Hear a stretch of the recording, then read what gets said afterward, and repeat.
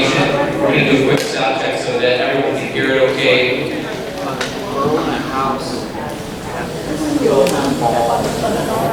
Alright, got David, Mike, can you guys go ahead? We're going to do a quick sound check. Let's see, can you guys in the back? Can you hear me? Can you guys hear me? I'm going to try to get the audio on.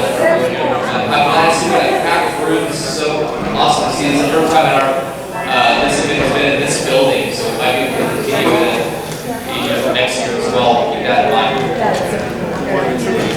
All right, we're going to keep things going now for our final presentation. It's so great to be able to have David. How many of you guys were here back in 2016? Awesome. I do. So then many of you I did as well. I got to meet Dave here in Edinburgh when he came back then. We had it in 2016, and it was such a great way for us to be able to have someone of David's caliber. World travel, world explorer, and there's so many interesting, mysterious, ancient sites all over the world that make us wonder what's really happening, what's really going on, and what we can learn from these experiences from someone who's got first-hand experience being in some of these places. How many of you guys have been watching Ancient Aliens since it's been on TV? Wow, look at that. It's so awesome. Well, I had a great opportunity to go and see David and the crew live when they're on the road. It's great to see them take the show and be able to bring them to cities. I got to see him up in Dallas earlier in January, so that was really excellent. He's just been at it constantly. We were in Roswell this last month, and it's really awesome to see the variety of David's work. He's covered so many different interesting topics. He's a publicist as well. He publishes books on many different topics. Established author, has been seen on many different things. And without any further ado, my privilege and honor to be able to introduce up to the stage for the second time out in Edinburgh, David Childress, ladies and gentlemen.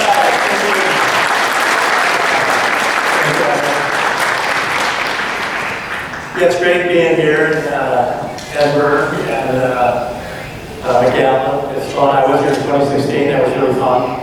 Ancient Aliens has been going on now for over 15 years.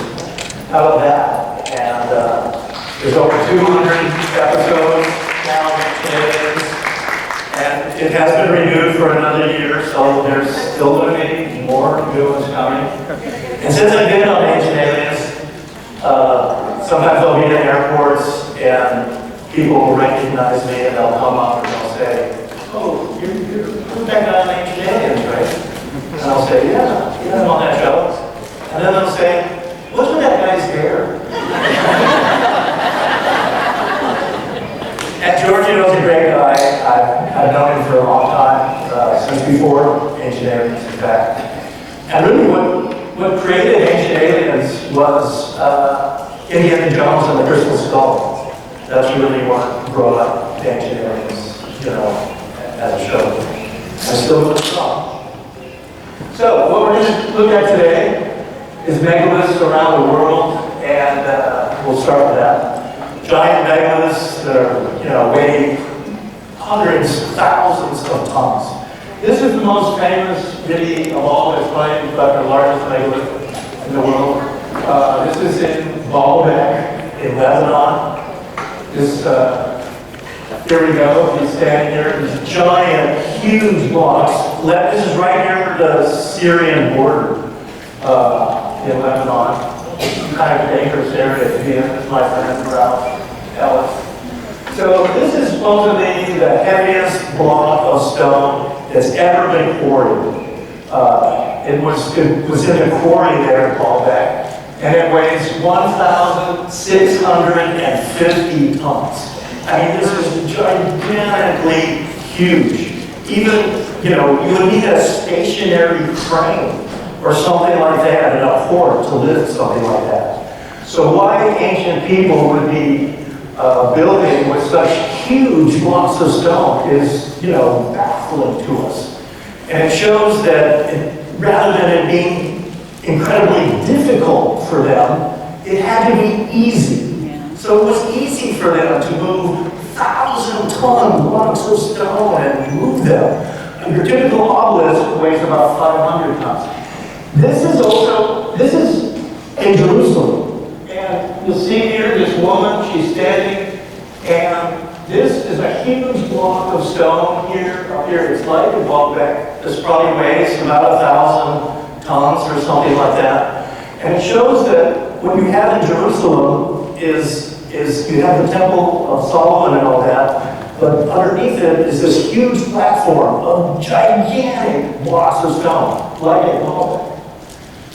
So also there was a huge monolith, like a obelisk that was found off of Sicily, and it's in the water, and it had a hole in one end. So here's a giant megalith that's actually underwater. There's over 200 known sunken cities in the Mediterranean, and they weren't built, they weren't built underwater. So there's been some cataclysm. It's drowned these.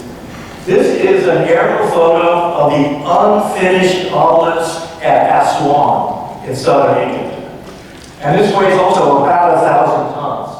It's gigantically huge. And what happened here was, as they were pouring this obelisk in granite, as they were cutting underneath it, and it has, an obelisk is a monolith. It's one single giant piece of granite.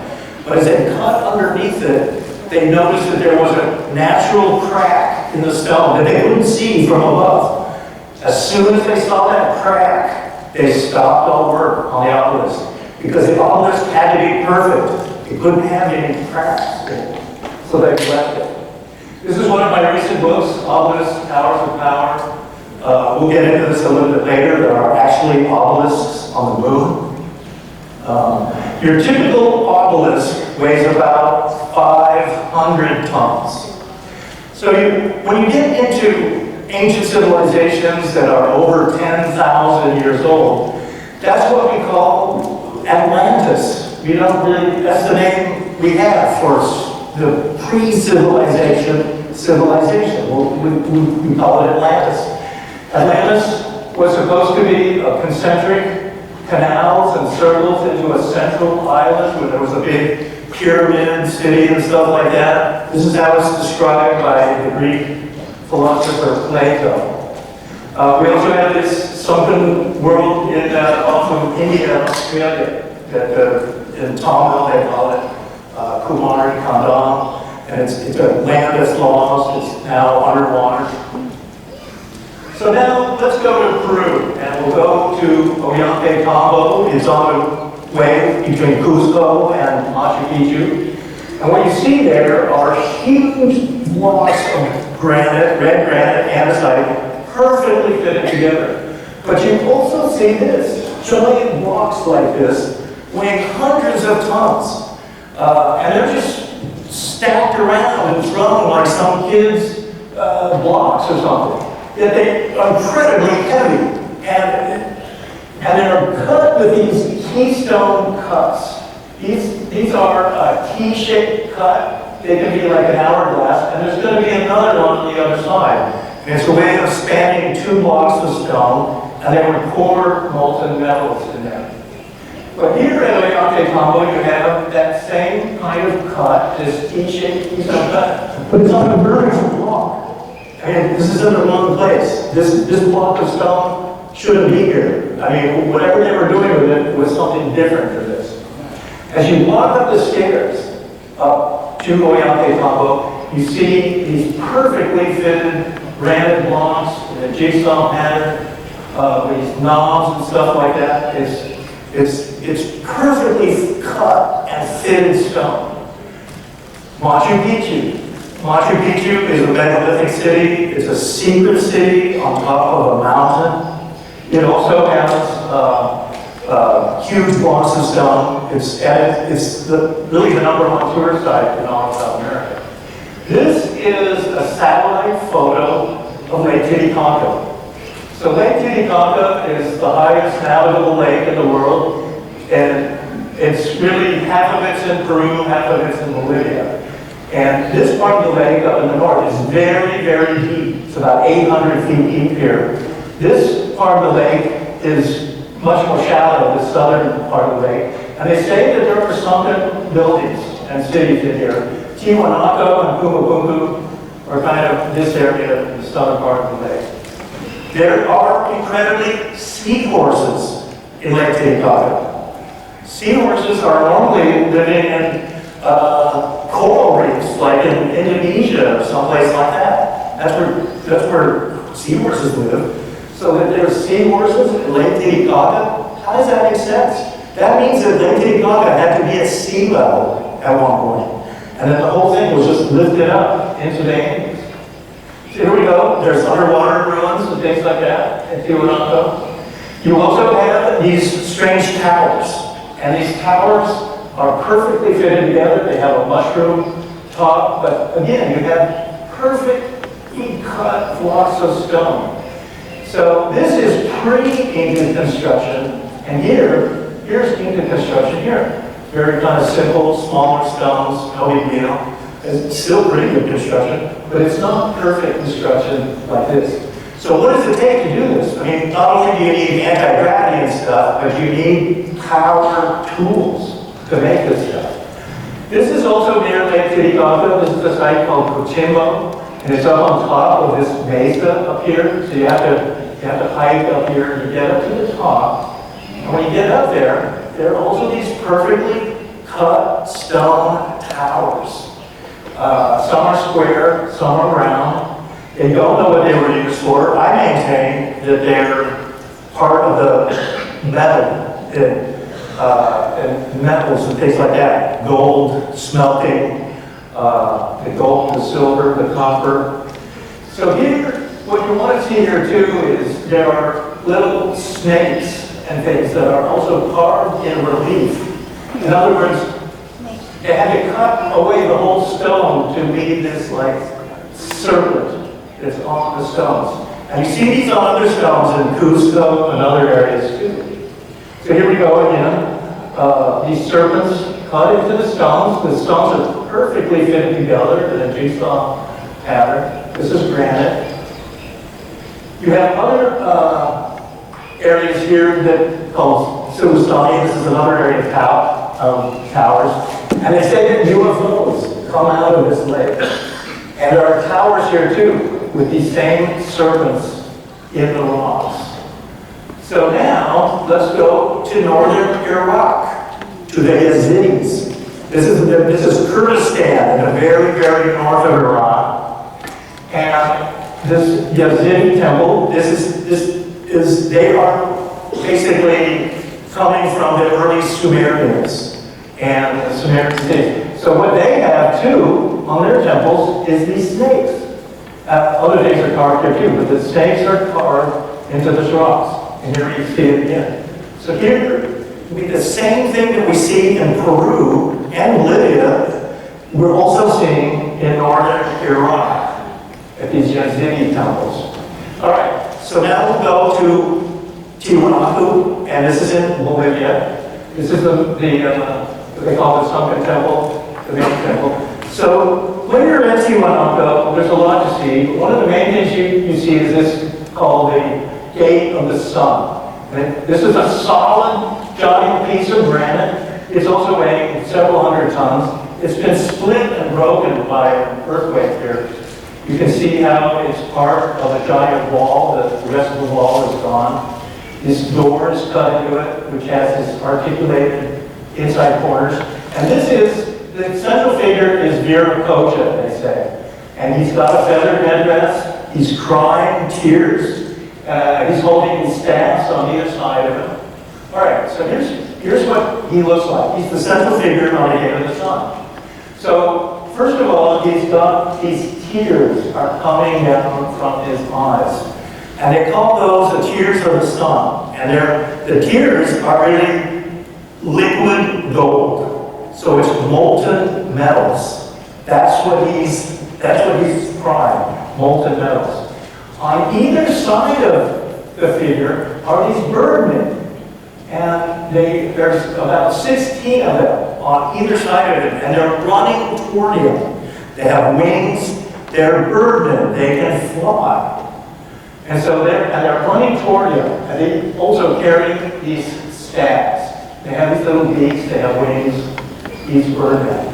Here's a J. Olmec birdman that was found in Costa Rica. So here he is. He has the elongated head. He's an Olmec figure. There's a certain look to Olmec. He's got wings as well. He's one of these birdmen. He can fly. So when you have this right near Tupumu, through Tiwanaku is Pumapunku. So this is part of Pumapunku. Pumapunku was a huge building that's been destroyed. These are these sandstone base, platforms that other things are on. And once again, we're seeing that keystone cuts, these T-shaped cuts, and there would be here clamps, that molten metal clamps are poured in there. Here's more of them. These are on a sandstone block. These are huge. And so where each one of these is, there would be the molten metal is poured there, and it's a metal clamp to stand in these. Here's what the clamps look like. They're in the museum. They're an alloy. They're essentially bronze, which is tin and copper together. But that's what's going on there at Tiwanaku and Pumapunku is they're processing metals. And there's tons of gold. The walls in Tiwanaku were supposedly wallpapered with sheets of gold. So here we go. Now, these same keystone cuts are in Indonesia and in Vietnam. Here's the same exact type T-shaped cuts in Vietnam at a place called Eastone. And this has to do with the Cam. These are ancient. These are pre-Vietnamese. The Dai Viet are still up in the north. This area is right around Da Nang, right at the border of where North and South Vietnam used to be. So this is what they say at the museum. That and this is a mural at the museum where you have the H blocks. We'll see it here in the middle. Here's those keystone cuts. They're pouring molten metals in here. These blocks are perfectly cut. But here's what's the problem, is that, you've got the guy over here, and he's melting the metals in a campfire. And they're wearing these simple kind of cotton tunics. I mean, this is not how it would be. I mean, what we're seeing here is like super duper technology here with these blocks of stone. But here, the guys who are doing it are, very primitive. I mean, so, that's just wrong. Whoever's doing this, they're wearing fine clothes, they have power tools. It's literally like a Vermont or airship landed in the CAD program. What you have to the north of Tiwanaku and Pumapunku is a pyramid. And this village is excavated. You're not allowed to go there. And even the Bolivian government doesn't go here because this village is doing private excavations of this pyramid. And they find all kinds of interesting stuff. One of the things that was found at that pyramid in 1960 is this. This is called the Fuente Magna Bowl, and it's today in the main museum in La Paz, in Bolivia. You're not supposed to take photos of it, but I did anyway. What's important about this bowl? It's a ceramic bowl. It's kind of about the size of a bushel basket of peaches or something. It has two types of Sumerian writing on it. It has Sumerian cuneiform, right here. This is cuneiform writing. And the Sumerians also wrote in hieroglyphs. So it has also Sumerian hieroglyphs. Okay? So this is really proof that the Anunnaki, that the Sumerians, that these Anunnaki sky gods were coming and doing stuff here at Tiwanaku and at Pumapunku. I mean, we're talking high in the mountains of Bolivia. This thing right here totally changes the history of South America. And it's in the main museum in La Paz today. I mean, this can't be there. I mean, according to mainstream archaeologists and stuff, this should not be in this museum. All that mainstream archaeology and historians can do is ignore this. They just pretend it's not there. And in fact, the only TV show that I know of that has ever featured this is Ancient Aliens. How about that? I mean, you think that National Geographic or some other special? Because this is real. This is in the museum. There's proof that the Sumerians, you know, were there. This is another, it's called the Kokia statue. And it was also found in that pyramid, and it has Sumerian writing on the fawn. It's a granite statue. And here's some of the Sumerian hieroglyphs that's part of it. All right, here are the famous H blocks that are right there in Pumapuku. And they are prefabricated blocks that are all pretty much the same, and they fit together. It's like like an airship with a factory, a CAD program came and just spewed these blocks out. And then the blocks are fitted together. So here's what the H blocks look like. They're very heavily articulated. I mean, to do these inside corners and stuff like that, I mean, this is all a big deal. You can't just bash this out with chisels or stone hammers. You need power tools to do this. Power tools like we have today, diamond saws, diamond drills, diamond grinders, the same kind of power tools that we are using today. So here we go. Here's what happens with these things. They fit together. They're like Lego blocks that all come and they assemble together as one big wall. I mean, it's incredible. And so whoever is doing this, I mean, it's so incredibly complicated and articulation, how they're putting this together. And so when they would assemble these blocks, they would come together in a gigantic wall that was like prefabricated. I mean, they already had it set up, you know, like, okay, this is what this wall is going to look like when we assemble it all together. I mean, it's astonishing that, you know, whoever's doing this, I mean, they are geniuses. I mean, they are architects and engineers of, you know, super, you know, quality. Well, all right, let's go to Egypt. This is my friend Christopher Dunn. This is Serapeum. It's underground. You just go out in the desert and then you see here, you see this going down under the ground. The Serapeum itself, when you get in there, it has these 80-ton basalt sarcophagi, they call them. They're like boxes, they have lids. And they're in these little niches, and just the lids. But these things are super heavy, and it's basalt. Basalt is even more difficult to work with than granite. I mean, it's super duper hard. To cut and work with basalt, again, you need power tools that are harder than basalt, and that's only diamonds or other, you know, gems and things like that. What's also strange about these, these giant basalt boxes, they're put into these little closet niches. So how could they move these things around? There's no place, you know, normally you would have, you know, 100 people pushing and pulling and with ropes and stuff, but there's no place for them to stand.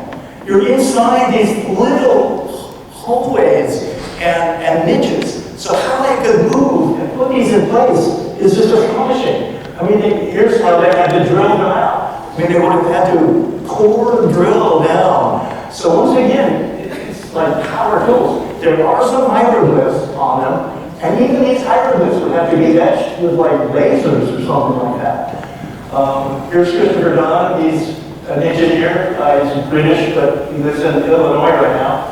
And yeah, he's using precision instruments to see how flat the surfaces are and the right angles.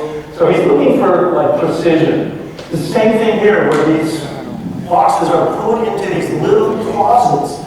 So I almost see it like that scene in The Empire Strikes Back, where Han Solo's frozen in carbonite and they're just pushing it up into the spaceship, you know, because it's floating, it's anti-gravity, and it becomes weightless. So that's what you need. Well, one of the other strange things around the world are these balls. So let's have a look at some of the stone balls. These are the ones from Costa Rica. They know these are man-made. They know. They're found in southern Costa Rica. They're just out in the jungle. They're perfectly round. They're made out of granite. They don't know what they're for. I mean, some of them are the size of a Volkswagen bus or a Volkswagen bug, I mean. So here they are. They say that this is one of the most difficult things to make. It's a perfectly round stone ball. And once again, you need power tools to do this. So some of them are in the museum in San Juan. Here we go, Indiana Jones, this the famous thing. So they don't know what these stone balls are for. They really don't. But they have them. There's hundreds of them around Costa Rica and other parts of the world too. It's really strange. They say, when you're there, they say, well, they were things that the chiefs, they put them in their graves and stuff, and they were a symbol of royalty or power or something, these stone balls. But they don't know what they were for, and these are just the small ones. So some of these stone balls, they're still dating them today in Costa Rica. They're gigantically huge. They don't, and they still baffle archaeologists. They don't know what they were for. Well, I was sent this, actually, about 15 years ago or so. And this was a little brochure about this electric trolley being made in Los Angeles, going from Los Angeles through Santa Monica. Well, part of it was that because it's an electric tram, it couldn't go up any steep grades or hills, so they had to take out a couple of hills in Santa Monica, so that it would be flat for the trolley. Well, what did they find? A whole bunch of stone balls. And they call them dinosaur heads. So they don't know what these were for either. But here, and we don't know what happened to them. They ended up in, gardens in Los Angeles or something. And, again, we're just baffled. Franz Josef Land, which is up in the Russian Arctic. This is near Spitsbergen and stuff. Well, there's a bunch of stone balls up here too. How about that? And when you go up there on a cruise ship or something, this is kind of what you do. You get out and you go look at these stone balls. How about that? Again, they have no real explanation for it. They're granite. You're wondering, what are they doing up there? Are they man-made? Are they the ones in Costa Rica? Absolutely are. But again, they have no explanation for it. Geologists can't really explain it either. These are in Bosnia. There's a stream there that has a bunch of stone balls. You see them? Once again, this is all of Bosnia. There's a place in Mexico called Childress, and it has stone balls too. Now I'll go back to this. What they say about this is that they are natural, and that a volcano, this is what they say, was spewing out lava, hot lava, and that lava spun through the air and then became a ball and solidified and then landed here. They're geologists and archaeologists, and they struggle to explain this. They don't really know what's going on. Here, there's a place in Siberia, also, with these stone balls. They're like, well, we don't know. Here we are. They just find these things. They're often doing things. And here, there's a place in New Zealand, the Moraki boulders. They're on the west coast of the South Island. And so here we go, more stone balls there. Again, they're trying to say, well, these are natural.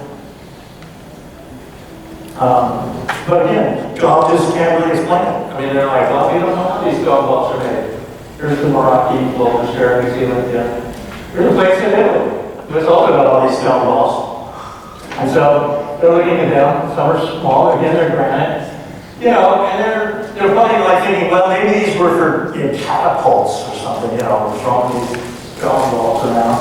Here's more of them. Some of them are pretty big, probably too big, here's more, these stone balls. They look like they could have been used from a catapult or something like that.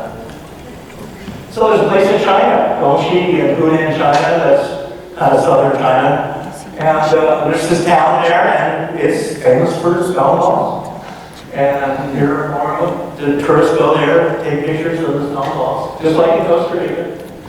So Malta, these are the giant ruins in Malta. They're also some of the oldest ruins in the world. There are more stone walls here. Here we are. There's a place in Sardinia also that has a cathedral on it like that. It also has a couple of stone walls.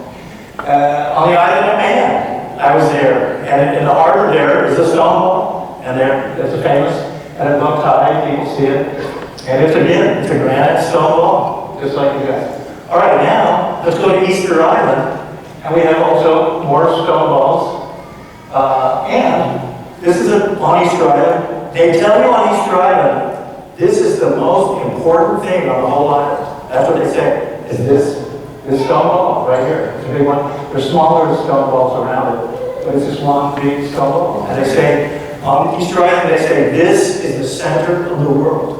That stone wall right there. It's the center, and it's the most important thing on the whole island. That's what they say. So, and then it's just north. This is the Rocco crater and quarry. It's where the quarry, they make all these giant statues. Half of them are buried, even though they're gigantically huge, but they're buried into like 40 feet or so. That's this area here around Morocco. This is the quarry. Then the statues, as they came out of the quarry, they supposedly had to walk in a clockwise way around the island. And then they put them on the outside of the island, and they put eyes in them, and it was to protect the island and to keep the island from sinking into the ocean. Other statues are still in the quarry. They never got out of the quarry. They never were moved around the island. And you see them too on the inside of the quarry. They're half buried. This is what some of the statues are. I mean, they're huge. And this is, this is the biggest one here, how big it would have been. They put little top knots on them. These are separate. They're red tough. So they have these little kind of hats or top knots that are part of that. So here's Thor Heyerdahl, about 1960, excavating one. And so you can see how, this was above ground, but there's like 40, 50 feet of this statue is underground. I mean, why would that be? That would indicate that this thing is thousands and thousands of years old. But mainstream archaeologists are saying, oh no, these statues, they're like 800 years old. But how could they be so buried in all this soil? I mean, unless they were purposely buried like that. So it would seem that they're super duper old. And you see the big lichen patches on them too.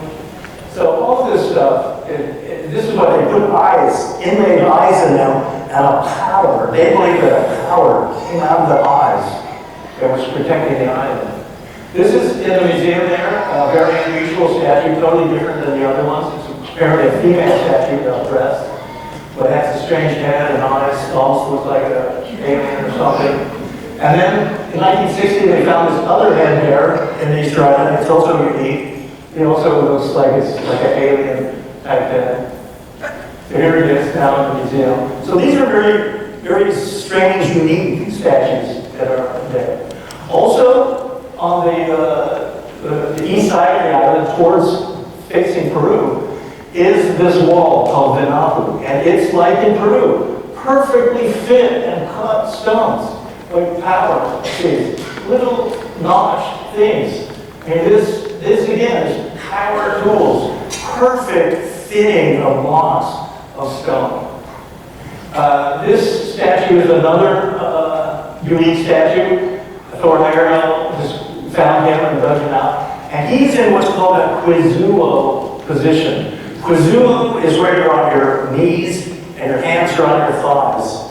And you're often looking up. It's a very unusual position to be in. Quizulo. So here we had that on Easter Island, Quizulo. Here's a Shang Chinese one in a Quizulo position. Here's an Egyptian statue in the Quizulo position. So here's another Shang Chinese statue in the Quizulo position. He's kneeling down. He's got a mohawk haircut, this guy. At Tiwanaku, also statues in that position, on their knees, with their hands on their knees. It's a kind of a supplementary position where you're, like you're in front of the king or something like that. You have to get down on your knees. I mean, they don't know exactly what all this. You'll see they're wearing turbans here, these guys, these statues. They're down in the museum. All right, this is an Olmec statue near Veracruz in Mexico, Jalapa area. He's in a quadruple position. He's wearing that same top knot that all the Easter Island statues. He's an Olmec. Here's another quadruple position. This is from the Indus Valley and the Harappan civilization. So we're seeing this all around the world, this unusual thing. Now let's go to the famous massive, it's A1 of the world, Dan Madal. It's on a remote island in the Pacific in Micronesia. It's near Guam, an island called Ponape. What this city is built into the ocean. There's over 250 million tons of basalt that's stacked up into these artificial islands and huge walls. Much of it's in the ocean. It's really astonishing. You can't believe it. Part of it's underwater, part of it's above water. Huge blocks of stone, all basalt. According to the islanders, all of these stones were magically flown through the air from the other side of the island. And they don't actually know where all this stone came from. 250 million tons of basalt. And in fact, entire mountains would have been dismantled to create all the material that's in this city. It's just astonishing. A lot of it's underwater. So here we are, just underwater blocks and things like that. According to mainstream archaeologists, they're saying, oh yeah, they just put these 40, 50 ton blocks of basalt on their canoe and they paddled it out. And when you're there, you can't believe it. You're just like, how did they do this? It's really like the eighth wonder of the world. This is one of the mountains on the other side of the island. It's called Chicken Shit Mountain. It's basalt. It's a basalt plug, and what they call prismatic basalt. So they think that this is where a lot of the stones came from. But again, they would have dismantled this whole mountain. All right, so let's look at some cone heads for a while. So we got the cone heads. And about the best place to really see cone heads is in Peru. If you go around Nazca, Caracas, Ica, this is all south of Lima, between Lima and Nazca, headed towards Chile. And you see these, really strange, elongated skulls. Here's some more. These are in the Ica Museum there. Childress, this is an unusual one. Again, some of these guys, they're really these strange, elongated skulls. Here's an X-ray of one of them. So, this is totally real. There's no question about it that these people, they have these elongated heads, and this is all over the world too. Now, there are explanations that when you're still a child, the plates in your head haven't fused, so you can manipulate the skull, and they call that head binding, where you have these heads, and you have to do it to a child or to an infant. But this guy is different. What's up here, you're not seeing a normal suture the way a normal head would come together. So this is very strange. He does not have, you would normally have little suture areas here where the cranium is coming together, but you don't have this on this skull. So that tends to show that this person is genetically like this. Rather than his skull being bound and deformed, he actually looks this way, it would seem. So here we go, again, like infants, babies, having the elongated skulls. This one is in Mexico, and they just dug him up. This is in northern Mexico somewhere.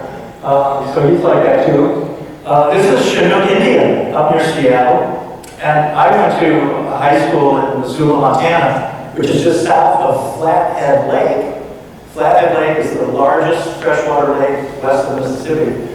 And it's called Flathead Lake because of the Flathead Indians. And the Flathead Indians all were like this. They had the elongated skulls and whatnot, the cradles and things. Here we are, another one. This was out of the Middle East. They go on Malta. They have these elongated skulls. This is one of the daughters of Akhenaten and Nefertiti in Egypt. She's a conehead too. Tutankhamun, he was a conehead. So you have these guys, they have the elongated skulls. Now this is from Sumeria. These are what they call the Ubaid figures from Sumeria. They also have the coneheads. They have what they call coffee bean eyes. And then these strange eyes. These are, people try to collect. These are perhaps representatives of extraterrestrials. These are totally real. These are from Sumeria. They're today in northern Iraq. They're from Ur.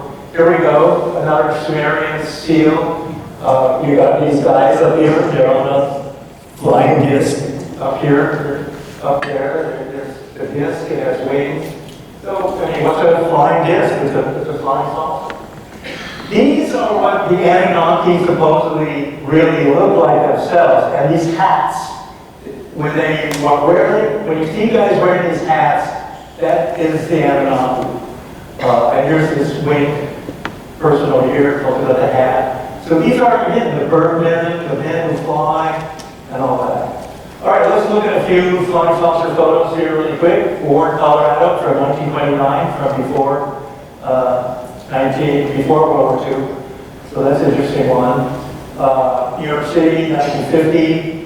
Here we have this big cylindrical craft moving around. Utah, 1960, looks a lot like a Dansky craft here. Flying saucers flying around. Now, these photos you're about to see are from the USS Trepang, which was a submarine, a U.S. submarine, and it was in the North Atlantic near Iceland in March 1971. These photos were published in a French magazine just about 15 years ago. And so what the photos show is first this craft is coming up out of the water like a cigar-shaped craft, and then it leveled out. And it's got steam. I mean, it's like hot, so the water's coming off of it. It's like steam, and it levels out. It's still got the steam around it as it levels out over the ocean. And here we are. It's a color photo of the craft again. This line right here is actually from the magazine. It's just like it's a double-page spread. And we don't know how the magazine got these photos. Some say. And then ultimately, the craft levels out, all the water is taken from it. And now, so here's one last photo of the big cigar-shaped craft that's coming out. Then, two smaller craft came out of the water, and they were like little flying saucers or kind of small triangular craft or something. And they came out of the water too, and they all flew away. So that was this photo series that was published in the French magazine. Now this is another unusual photo section too. This is film, Kaikoura, New Zealand. What was happening in 1978 was there were these cargo flights between the South Island and the North Island of New Zealand. And they were every night. And they would look, as they flew, they would see these flying saucer. A flying saucer was following the craft every night. And so they decided to put a camera crew on this cargo plane to take film of this flying saucer. Well, they got shots of the flying saucer flying along and going, and then you have this frame up here. It's 1/32 of a second. And in that 1/32 of a second, the flying saucer made this little figure 8 loop. That fast. It's one frame of the movie. So the flying saucer was actually doing this for them. It knew it was being photographed. And it was like they're showing off. And they're like, oh, well, here's what we can do. So here we go. Here's some flying saucer over Uruguay in 1977. Nice clear photograph, which is plastic saucer. Here's a UFO hovering over Dayton, Ohio in 2016, and it looks like an arrowhead or something like that. It's just hovering in the sky. And this is Wright Patterson Air Force Base right here. So you have to wonder where this is coming from. Mike has this in one of his books too. This was in the Baltic Sea. It's an anomaly from 20. It was on the bottom of the sea. Somebody took a photo of it. And as Mike pointed out, yeah, it looks a lot like the Millennium Falcon from Star Wars. Here we are, Dr. Kirkpatrick. He's just been recently, he was the doctor, he was the head of the UFO committee and stuff like that. He's resigned since then. But he's the main UFO guy for the UFO government, these committees. And this is the one photo that they showed, which is taken also in Iraq. And this is taken by a drone, and it shows this other drone or something flying underneath it. So this was one of the photos that they showed at that committee meeting in Washington, D.C. It's about the only thing they would show with that, as well as that Tic Tac video. So here we go. Admiral Roscoe Hickencoder, he was the first director of the CIA. I mean, he is the top guy coming from naval intelligence after World War II. And then he's also the head of MJ-12, too. He was the first director of the CIA. And as he famously said, through official secrecy and ridicule, many citizens are led to believe the unknown flying saucers are nonsense. So he's basically saying, yeah, this is a real phenomenon. So the U.S. government, this is not new to the U.S. government. Flying saucers and UFOs, UAPs, whatever. I mean, they've been studying this for years, and since World War II. And here we go, my hero and your hero, Nikola Tesla. I'm wearing my Nikola Tesla t-shirt right now. He's the greatest inventor who ever lived. He died in 1943 during World War II. And today, this whole room, this convention center is lit by his inventions, alternating current, and what creates electricity, AC electricity, is rotating magnetic fields. That's how simple electricity is. Rotating magnetic fields are creating all this power. It's like magic. Here's Mark Twain in Tesla's laboratory in the turn of the century. And so Tesla was going to do a wireless demo as he was going to build these towers. So stuff in his workshop got set on fire and his inventions was destroyed, but he kept going. One of his students was Guglielmo Marconi. He died actually before Tesla in 1937. He was an Italian, British, Irish. So he spoke perfect English. He lived in Canada, the U.S. He lived in England and in France and in Italy. And so he also, like Tesla, was working on wireless power and things like that. And then we had Albert Einstein. So Einstein talked about the unified field. The unified field was electricity, magnetism, and gravity.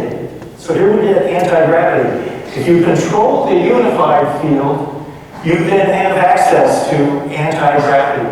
And just like there's equations for electromagnetism, according to Einstein, there would be equations for electrogravity and magnetogravity. So they were all manifestations of what Einstein called the unified field. The whole idea of a vortex craft and anti-gravity, mercury can be part of it. You have spinning vortex things. This is from one of our books on gravity control and stuff like that. So Tesla would also talk about death rays and things like that. These towers, Tesla's death rays as a scalar wave weapon that's shooting two energy waves, and they would come together. Where these waves came together, that would be the death zone, and it would destroy things like that.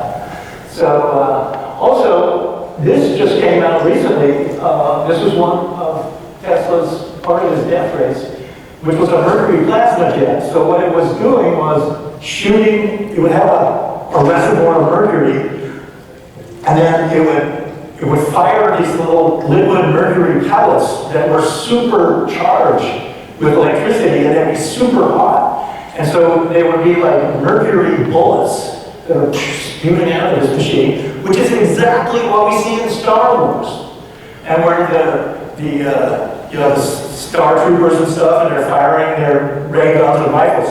They're shooting out these little, little pellets of supercharged mercury, which, if you're hit by that, I mean, it's 1,000 degrees, it's going to go straight through you.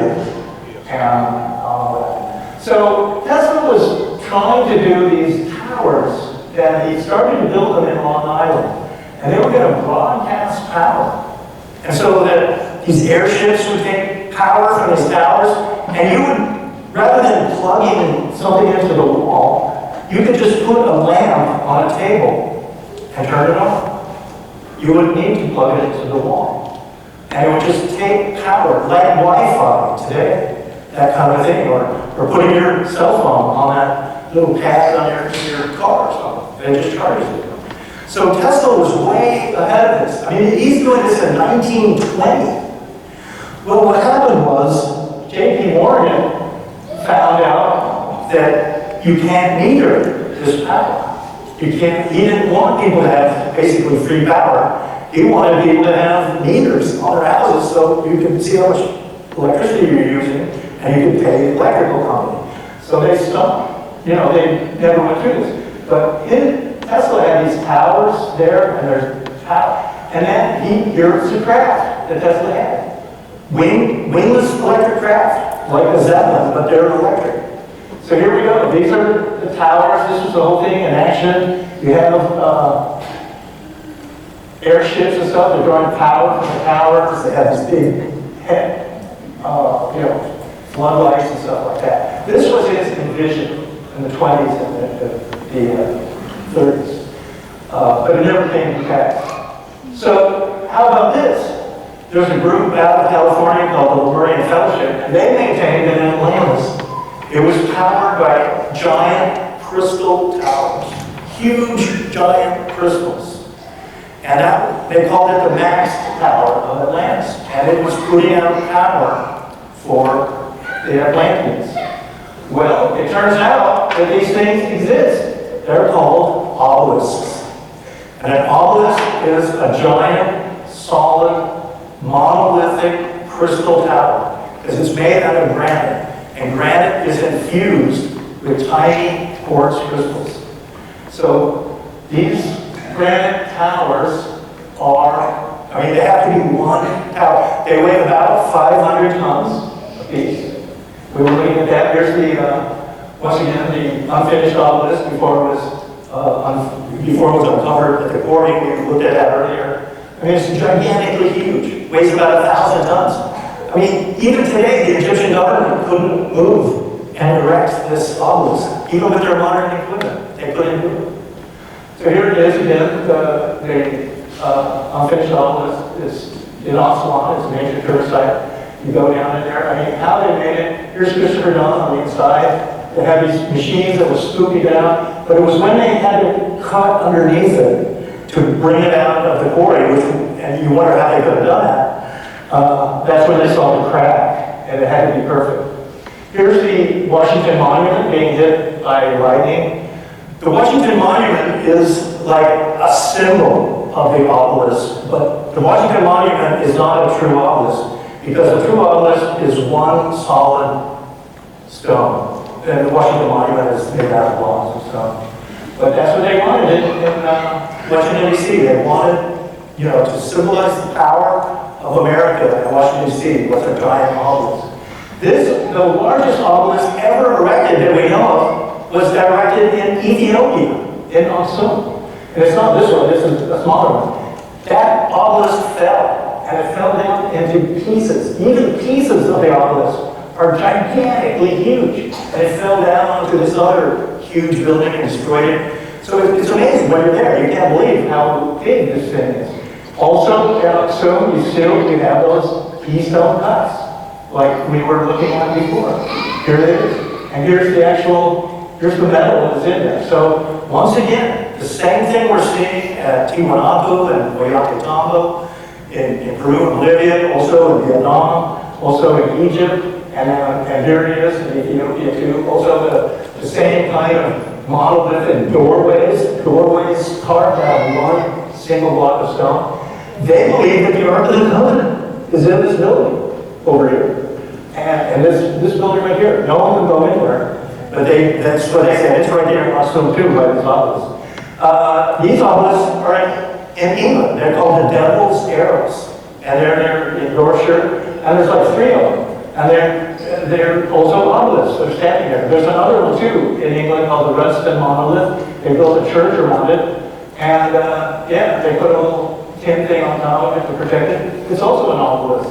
Here it is, a picture of it. Get this, in the Great Lakes, when the Bermuda Triangle was so popular, that they wanted to find out the Bermuda Triangle, so they decided, well, Great Lakes, there's all these mission ships and airplanes there. And so this guy, Hugh Cochran, he wrote a book called Gateway to Oblivion, and one chapter of that book is about this, this park in Ontario called Presqu'île Provincial Park, and this park right up here. And what was there was an obelisk, they said, in 1805, and it was in a lake, and it came out like 200 feet up out of the lake, and the very tip of the obelisk came out of the lake. And supposedly people would row out there for picnics on a nice Sunday, because it wasn't that far from shore, and they would anchor their boats to the tip of this obelisk. And, you know, have lunch and have a picnic. What happened to it was there was a big storm about 1805, and there was a ship that was coming into harbor, and so they lit supposedly a big bonfire here to help to show the ship where the shore was and to guide it in. That ship hit the obelisk and knocked it over, and it's not there anymore. And so that obelisk is gone. So that's amazing. All right, we've still done a couple more minutes. So let's go to the moon. Can you believe that there are obelisks on the moon? They're called the Blair Cuspids. And they were discovered in the 60s by an engineer who worked for Boeing. His name was Blair. So they called it the Blair Cuspids. And they get it from shadows and stuff like that. This is what they look like, supposedly. And this was, the Russians got really interested in this. And so the Blair Cuspids are a series of obelisks, incredibly, on the moon. So the idea too, the moon being perhaps hollow, the moon rings like a bell, there are craters on the moon that they can't find the bottom to, this is one of them. They, you know, and supposedly some of these craters on the moon are entrances inside the moon. That's the idea. Well, get this, Russian Zone 3 photo from 1965. Most Americans aren't that familiar with the Russian and Soviet photos that they took of the moon. Well, this one has a giant tower on it. It's 20 miles high. Here's a close-up of it. So apparently there are giant towers on the moon and obelisks. I mean, how about that? Here's another Zone 3 photo of this lunar dome. Some of these are from Mike Barber's books on ancient aliens on the moon. This idea of ziggurats, you think it's on the moon, like Sumerian ziggurats, other craft on the moon. Here's a supposedly a spaceship that's on the moon or something. Other pictures of it. We don't know just exactly how real these are. Here's another kind of pyramid object on the moon. This thing too looks like a Tesla kind of device, also on the moon somewhere. This is kind of what it looks like. We don't really know what this is. And then on Mars, you go to Mars. You get Phobos and Deimos. There are 2 moons of Mars. And on the Martian moon of Phobos, they're small, it's striated, there is a monolith. And they call it the monolith of Phobos. It's right over here. You see the shadow, it's casting. So this is how they detect these things in these photos. So this thing is very tall, it's like an obelisk or something like that. It's a huge tower. This is what they think it kind of looks like. Well, what this is doing on the moon of Phobos, you know, they have not figured this out yet. So these are all indications. Here's the other Martian look of Deimos. This is this Russian cosmonaut, Maria Popovich. So she got in the news too about this photo that she's holding. We'll see in a minute. So that is from a Russian probe called the Phobos probe. It was in 1989. So the photo that it took is, here's Phobos, right here, the Martian moon, and here's this huge craft coming up toward it. It's hard to see just, you know, what how they would put this again, how it might look at it. So this is again a Russian photo. The Russians are a lot more open to the idea of extraterrestrial life and UFOs than we are. And finally, just the last few pictures of Mars, pyramids on Mars, Sphinx, things like that, other perhaps cities and stuff on Mars, and here we go. So, you know, as we go up from the Earth and the Sun, we get Mercury, Venus, Earth, then there's Mars, then there's the asteroid belt, and then there's Jupiter and Saturn and the other planets. Well, supposedly, where between Mars and Jupiter, there should be a planet. That's what they call Bode's law. But instead of a planet, what we have is the asteroid belt. And so it would seem, this is what some people have surmised, the asteroid belt is a remnant of an exploded planet. Planet that exploded and created the asteroid belt, which is the story of Superman and Krypton. And he comes from a planet that exploded. Well, that's all my time right now. Thanks.